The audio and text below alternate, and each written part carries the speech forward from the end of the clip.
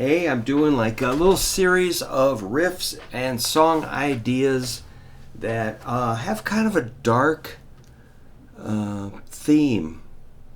I'm calling it degenerate songs. Songs that are kind of have a shady message, maybe, just because it's cool. And it's it's really hot here. Fluffy, happy, light, twinkly songs are wonderful, but I always like the kind of moody sounding things. Well, here's one. I'm teaching my students this riff from Blue Oyster Cult, Don't Fear the Reaper. Man, that's pretty heavy, but it's a great riff. Check it out.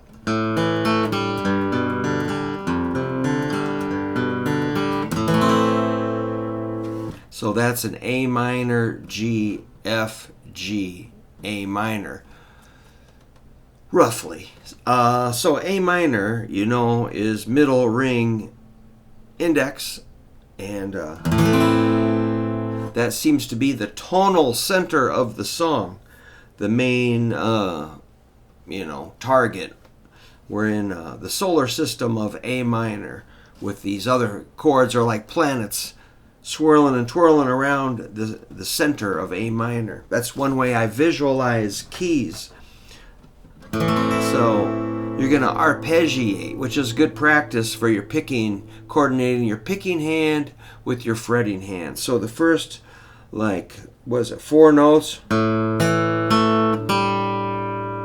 you're going to just strum through that A minor and let the G string be open. So you're basically, I would just lift up the ring finger instead of the whole thing. So again, it's 5th string, 4th string, 3rd string, gives you A, E, A. And then pick up the ring finger and hit that G string open.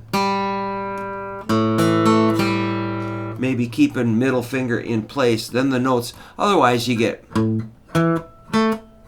that's too staccato. So to make it legato, I think you keep your fingers down. And when you get good at this, it becomes just sort of automatic. The fun thing about this song, it's got momentum. It just keeps rolling and rolling and rolling. It keeps pulling you forward. It's kind of like a train, man. Once it gets going, it doesn't want to stop. Just keep rolling. Pretty easy. Your G, the G is pretty easy. You just go. So you don't need the full G, however you play your G's. All you need is like a 3, 2, 0. I would use ring in middle. Watch my middle finger. Oops. Or the ring finger. Oops. So the transition from A minor to G, I wasn't sure how that was going to look, but you'll have to you have to think about it and maybe watch what the ring finger does, watch what the middle finger does. They both just are going to go like that. A minor to G. So if that's killing you, you probably got to practice going A minor G and an A minor G. Just get good at A minor to G. Whatever it takes. Probably repetition, consistency over time, and relaxing. I don't think you can learn if you're tense. You have to be comfortable. So at the end of the day, wherever you like to sit down, if you got a couch or a chair or someplace nice, your little special place you like to sit and chill out and be comfortable, then just do this slow.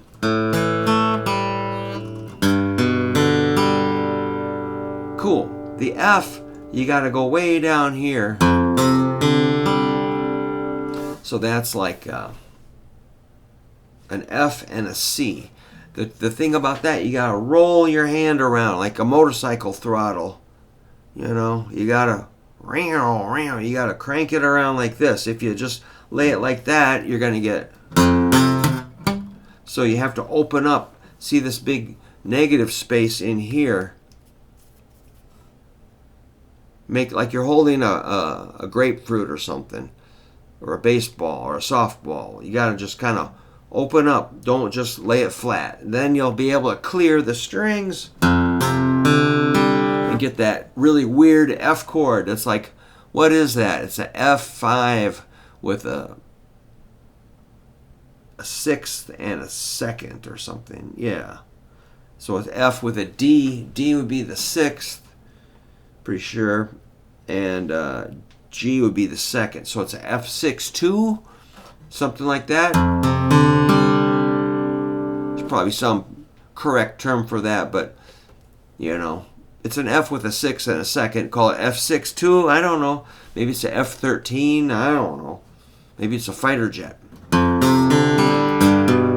Back to the G. So basically, you're just gonna go da da da da da da da da da da da. They're like eighth notes: 1 and 2 and 3 and 4 and 1 and 2 and 3 and 4 and relentless.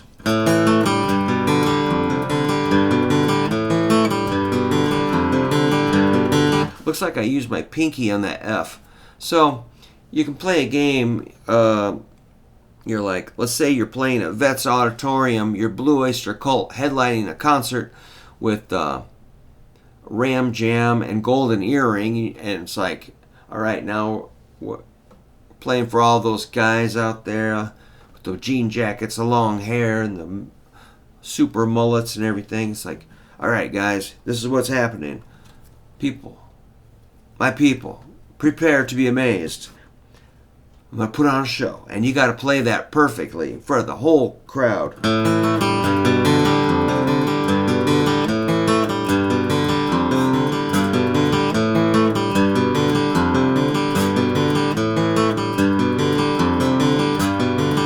So I'm doing all downstrokes. Down, down, down, down, down, down, down.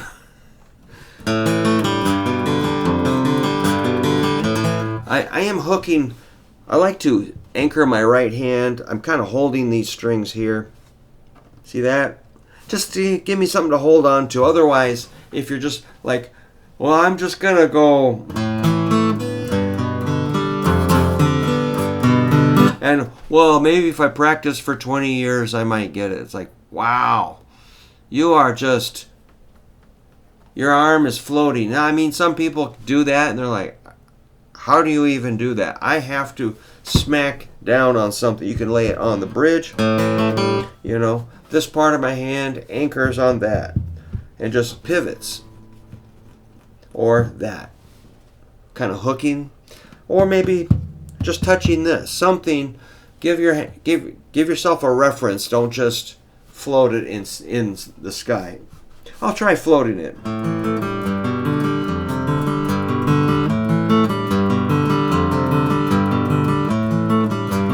Possible, but I'm really straining to do that. So this is much more. I can just let the pick just push down, just like drop it.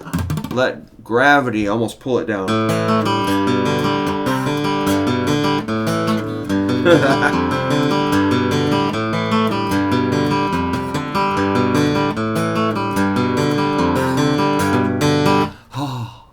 So yeah, I'm putting together an event with my students. We're just going to get together and do riffs. Last time I had about 40 some guitar players all playing together. It was wild. One guy raised his hand. He goes, Brook, I have a question. I'm like, yes. He goes, is it all right if I bring beer? I'm like, just as long as you brought enough for everybody. No, I'm like, I wasn't planning on bringing beer, but if you must, okay. Anyway, if you wanted to do the chorus, it's like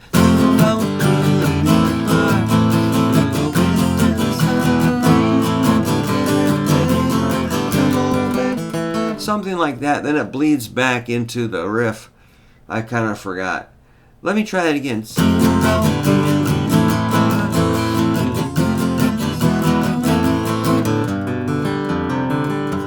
It fades right into the riff, right? Kind of in the middle of the chords. The riff comes back in on the G. So it's kind of like unexpected there. So if you get, I do have the full transcription of this if you ever want to see the full transcription. It's really pretty fun to look at. I can find it. I can email it to you. Email me at hooverguitar@yahoo.com. Thanks to everybody that bought the 2 books for the price of 1. I got maybe 3 or 4 of those deals. Not a lot, but that's enough. That's cool. Let's see. What else? I do have my chord book and my Fun Things to Practice on Guitar That Sound Cool book. 2 books are each $40. If you're interested, just email me at hooverguitar@yahoo.com. I've got an EBow I got to check out. I'm going to test that my buddy sent me from California. We got to talk about that. Thank you. I've been meaning to thank you. What else? Yeah, so anyway, I'm getting these little songs together for my students. I thought, I got a whole bunch of them, so I'll just do one today.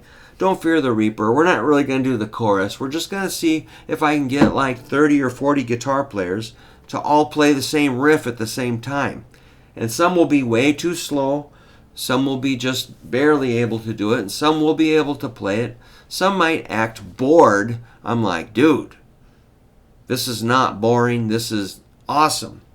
This is fun. This riff is fascinating. So, yeah, man, work on that riff if you like. And if you want to join us, I'll announce when we do the event. I don't know when it's going to be. But anyhow, this is Brook saying, stay cool, man. It is very hot. Yeah, I took my Harley to the dealer, to my mechanic today, and we walked like an hour back through blazing heat. So if I'm extra greasy, that's why.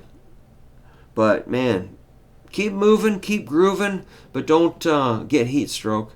And thanks again for subscribing and all that. And I'll try to stop talking now.